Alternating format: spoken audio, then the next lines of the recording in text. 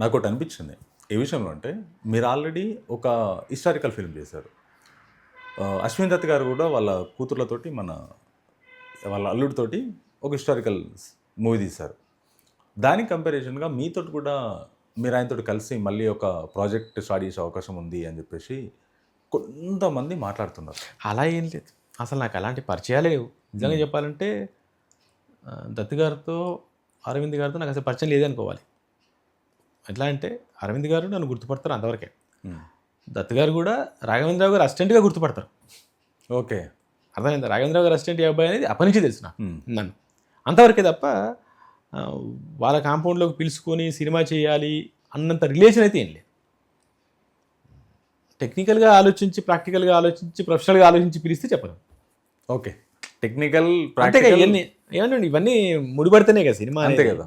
అంతేగాని టక్కున చేద్దాం అనే అంత రిలేషన్ ఏం లేదు. ఓకే. నేను ఎవరో తెలుసు అంతవరకే వాళ్ళకి. అంతే.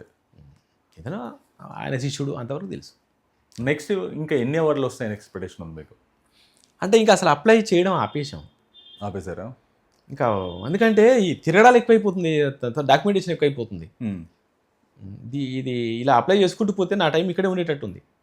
మామూలుగా నేను చెప్పాను ఇంతకుముందుకు, వేరే ప్రొడక్షన్ హౌస్ ఉండి, ప్రొడక్షన్ హౌస్ రన్నింగ్లో అంటే స్టాఫ్ గీఫ్ అంతా ఉండి రన్నింగ్ ప్రొడక్షన్ హౌస్ అయితే దానికి ఒక సెటప్ ఉంటుంది, చేసుకుంటూ పోతుంది. ఇదేమైపోతుందంటే నేను ఇన్వాల్వ్ అయ్యి నేను చేస్తూ ఇదన్నీ అక్కడ హార్డ్ డిస్క్ తీసుకొచ్చి ఇక్కడ ట్రైలర్ అని, టీజర్ అని, పోస్టర్స్ అని, అవని ఇవన్నీ, వీళ్ళకి ఇంకో రకం కావాలని, స్క్రిప్ట్స్ అని, స్క్రిప్ట్ అని, సబ్మిషన్, ఇది ఒక పెద్ద ప్రాసెస్ ఇది. అవును.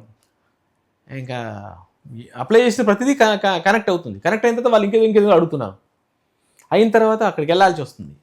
2 అవార్డులకు 2 అవార్డు ఇప్పుడు నాకు 18 అవార్డులు వచ్చినాయి. 18 అవార్డులు వచ్చినాయి. ఏమేమి అవార్డులు వచ్చినాయి? 18 ఉన్నాయి కదా అక్కడ, ఎన్ని అయ్యాయి కదా. దాదాసాహెబ్ ఫాల్కే, తర్వాత Ayodhya film festival, ఇఫీ Goa, Indian panorama, Visakha international, Gaddar award, తర్వాత అదేంటి ఇలా చాలా సినిమాటిక్ అని, కేరళకి సంబంధించిన ఒకటి, మైసూరు ఇంటర్నేషనల్ ఫెస్టివల్స్, గవర్నమెంట్ నుంచి ఎన్ని గవర్నమెంట్స్? జైపూర్ మీకు NFDC, national film development corporation వచ్చింది కదా. ఎన్ఎఫ్డిసి వచ్చింది. ఎన్ఎఫ్డిసి నుంచి గవర్నమెంట్ 2 గవర్నమెంట్లు వచ్చినాయి. రాష్ట్ర గవర్నమెంట్, స్టేట్ గవర్నమెంట్ వచ్చింది, సెంట్రల్ గవర్నమెంట్. నేషనల్ ఫిల్మ్ అది అదే ఎన్ఎఫ్డిసి అని ఉంటుంది కదా. ఎన్ఎఫ్డిసి అక్కడ ఉంది. అది నేషనల్. అది పీకాక్ ఉన్నదేమో ఈఫియా. ఓకే. ఇఫీ గోవా. గోవా నుంచి కూడా వచ్చింది. ఇప్పుడు మీరు ఓన్లీ సినిమాకే పరిమితం అవుతారా? సీరియల్స్ కూడా చేసే అవకాశం ఉందా? సీరియల్స్ చేయాలి అంటే నేను సీరియల్స్ ఈ సినిమా కంటే 5 years బ్యాకే మానేశా. రజాకర్ సినిమా కంటే ముందు ఒక 5 years బ్యాకే మానేశాను. ఓన్లీ సినిమా మీదనే కాన్సన్ట్రేషన్. ఓన్లీ సినిమా పైన. సీరియల్ లేదు. ఎప్పుడు సెట్లోకి వెళ్ళే అవకాశం ఉంది? ఎప్పుడు చెప్పలేము. బౌండ్ స్క్రిప్ట్ రెడీగా ఉంది ఒకటి. తక్కువ సెట్ అయితే ఒక 3-4 నెలలు వెళ్ళిపోవచ్చు. 3-4 నెలలు అంత అనుకున్న సెట్ అయితే ఒక 3-4 monthsలో వెళ్ళిపోవచ్చు. యాక్చువల్లీ ఇంకోటి ఏం జరిగిందంటే మధ్యలో ఒక మంచి పొలిటికల్ సినిమా ఆఫర్ వచ్చింది, అది నేను చేయలే. పొలిటికల్ సినిమా ఏ బ్యాక్డ్రాప్లో? జస్ట్ లైక్ లూసిఫర్ లాగా. లూసిఫర్. ఓకే. లూసిఫర్ లాంటిది వచ్చింది. సినిమాగా మంచి సినిమా ఇది. ఒక రజాకార్, మళ్ళీ ఒక లూసిఫర్ లాంటి పొలిటికల్ సినిమా అంటే కొంచెం నేను కమర్షియల్ సినిమాలకు దూరం అయితేనేమని భయం వేసింది. ఓకే. అనిపించింది సరే అది అట్లాంటిది రెండోదో మూడోదో నాలుగోదో చేద్దాం, రెండోది ఏదైనా ఒక కమర్షియల్ పడితే బాగుంటుందని ఆలోచనలో ఉండి కొంచెం అది జరిపేసా. ఎంత పెద్ద బడ్జెట్లో వెళ్ళే అవకాశం ఉంది? బడ్జెట్ ముఖ్యం కాదు. నేనేమంటానంటే ఈవెన్ నేను ఒక ప్రొడ్యూసర్ని, చిన్న చిన్న ప్రాజెక్టులు నేను చేస్తుంటాను. ఆ సబ్జెక్టు డిమాండ్ చేసిన దానికి మాత్రం వెళ్ళాల్సిందే. ఓకే.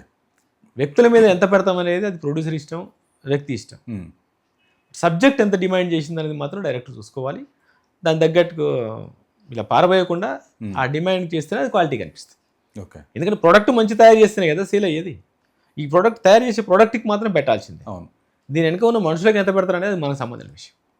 అది సరే. అసలు మీకు ఈ టాపిక్ సంబంధం లేకుండా ఒక ప్రశ్న అడుగుతాను.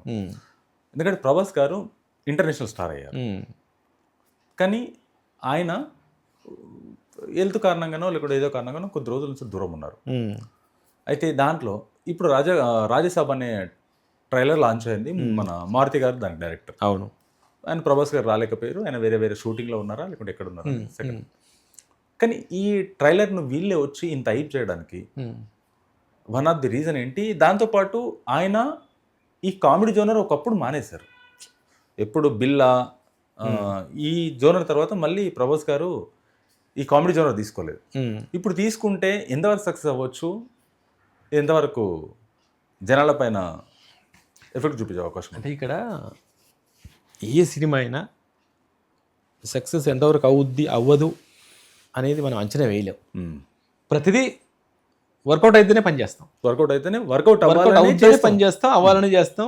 ఆ ఆలోచన విధానం, మన ప్రయత్నం, మన కష్టం, మన ఎఫర్ట్స్, మన డబ్బు, మొత్తం మన పని అన్ని దాని మీద ఉంటాయి. ఇక్కడ నేను ఒకటి ఏకీభవించింది ఏంటంటే, ప్రభాస్ గారు ఎప్పుడో కామెడీ మర్చిపోయారు అనేది కరెక్ట్ కాదు. కల్కిలో చేసినంత కామెడీ ఆయన కల్కిలో, కానీ వర్కౌట్ అవ్వలేదు. లేదు వర్కౌట్ ఎందుకు అవ్వలేదు? కల్కి హిట్ అయింది, కల్కి సూపర్ హిట్ అయింది. ప్రభాస్ వల్ల కదా, ప్రభాస్ కి ఆ కామెడీ అనేది సెట్ అవ్వలేదు. No doubt. బుజ్జితో ప్రభాస్ గారు చేసిన కామెడీ బాగా వర్కౌట్ అయింది, చిన్నపిల్లలు అది ఎక్కింది. అంత పెద్ద సినిమాల్లో కూడా అమితాబ్ ఆ ఫైట్, ఆ ఎఫర్ట్స్ అవన్నీ సంబాల అవన్నీ పెట్టినా కూడా ఇది కూడా జనాల్లో ఇదే బాగా వెళ్ళింది. బుజ్జితో ప్రభాస్ ఇదే వెళ్ళింది. రాజమౌళి గారు వెనకంటే పడాలి, నిన్ను మళ్ళీ పట్టుకున్నట్టు 10 సంవత్సరాలు వదిలిపెట్టడం అని ఇదంతా బాగా వెళ్ళింది. కామెడీ వెళ్ళలేదు. ప్రభాస్ గారికి ఉన్న ఈజీ ఏంటంటే ఇది కూడా ఉంది యాక్షన్. ఆయన విగ్రహంలో ఆ డైనమిజం, ఒక రాజా ఇది ఏమంటారు, ఒక ఇది ఎంత ఉందో ఆ కామెడీ కూడా అంతే ఉంది. మనకు నిన్న టీజర్లో అది చూపించారు. ఇటు సైడ్ ఏముందో ఈ కోణం మనకేంటంటే ఆడియన్స్కి ఒక ఎడిట్ చేయాలి. ప్రభాస్ని ఇప్పుడు మీరన్న సలార్ ఈ దృక్పథంతో మనిషి ఆలోచిస్తూ ఉంటాడు కాబట్టి లేదు అనేది మనిషికి ఇలా ఎడిట్ చేసుకుంటూ వెళ్ళాలి. ఏక నిరంజన్ని చూపిస్తూ వెళ్ళాలి, బుజ్జిగాడిని చూపిస్తూ వెళ్ళాలి. అది ప్రభాసే. కాబట్టి ఏంటంటే మేబీ టీజర్ని కొంచెం ఈ వాళ్ళు కొంచెం ఎక్కువ ముందే చూపించేశారు. ఓకే ఇది ఉంది అనే తర్వాత వచ్చేది వస్తుంది.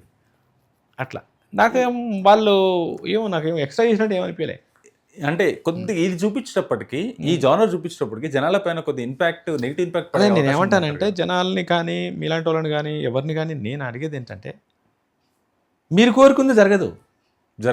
మీరు కోరుకుంది తీస్తే మీరే అంటారు ఏంద్ర బాబు అందరు తీసిందే తీసాడుగా మళ్ళీ అని. ఆల్రెడీ చూసాం కదా అన్ని చోట్ల అని.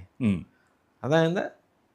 కాబట్టి ఏంటంటే కొత్తగా చూపిస్తూ, ఇప్పుడు నేను కొత్తగా కనిపించాలి. అలాగని మీ ముందు షార్ట్లో కూర్చుంటే కుదరదు.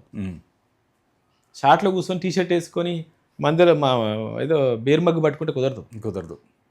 అది నేనులాగానే ఉండాలి, కొంచెం కొత్తదనం చూపించుకుంటూ వెళ్ళాలి అంతే. సో అది కూడా అంతే. ప్రభాస్ గారు లాగానే ఉంటారు. మారుతి గారు స్టైల్లో తీశారు ఆ కామెడీ, అదంతా చూశారు. మారుతి గారు ఇంతకుముందు హారర్ కామెడీ ఎలా చేశారు, ఒక సరదాగా ఎలా నడిపించి చూశారు. ఆ సరదా ప్రభాస్ గారిలో కూడా చూసాం. ఈ రెండు ఉంటూనే దాని తగ్గ ఎమోషన్, యాక్షన్స్ అలా కారితే అలా వేస్తున్నాయి కదా, బాడీస్ అన్నీ అలా ఎగిరిపడడం, అది కూడా చూపించాడు కదా. సో అన్నీ ఉన్నాయి అనిపించింది నాకు. ఒక ప్రయత్నం తప్పేం లేదు. కొత్తగా చేయకపోతే ఎట్లాగండి, కొత్తగా వెళ్తున్నారు. ఎప్పుడు మనం పంచలోనే ఉండలేం కదా. తర్వాత బ్యాగీ ప్యాంట్కి వెళ్ళాం, బెల్ బాటంకి వెళ్ళాం, జీన్స్కి వచ్చాం, ట్రౌజర్స్కి వచ్చాం, మారుతున్నాం కదా. అది కూడా అంతే. Thank you sir, thank you very much. మీకు ఇంకా మరెన్నో అవార్డ్స్ రావాలని కోరుకుంటున్నా. అప్లై చేయడం ఆపకండి. మన హిస్టరీ, మన చరిత్రకి ఎప్పుడైనా సరే మంచి అవార్డ్స్ రావాలని కోరుకుందాం. ఎందుకంటే మీరు అవార్డ్స్ అప్లై చేయడం ఆపొద్దు, ఇంకా రావాలి, ఇంకా మంచి ఫిలిమ్స్ చేయాలి. కానీ ఒక మంచి ఇలాంటి బెస్ట్ ఫిలిం తోటి మళ్ళీ మేము మా ముందుకు రావాలని చెప్పి కోరుకుంటూ చాలా thank you sir. Thank you so much.